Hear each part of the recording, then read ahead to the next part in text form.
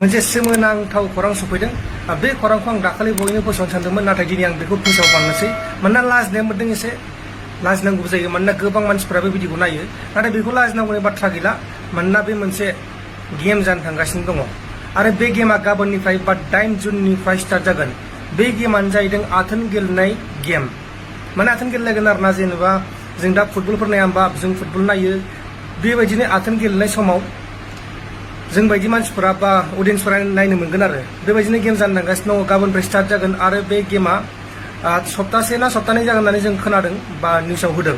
आरो बे गेमानो जाहैबाय इउरपनि मोनसे हादोराव, सुइडेन होननाय मोनसे हादोराव जागोन बे गेमा। आरो बे जाहैबाय आथोन गेलेग्राफोर बिथांमोना 45 मिनिटनिफ्राय 60 मिनिटसिम मोनसे राउन्डआव बेबायदि खिनिया जागोन आरोना गेमा। आरो बेहाय गोबां गुबुन गुबुन रोखोमनि आथोन गेलेगोन आरो बेखौ जों बायदि अडियेन्सफोरा नायनो मोनगोन आरो बे मोनसे एकदमबारे सोमोनांथाव खौरां, एकदमबारे खोनाफेरि आरोना।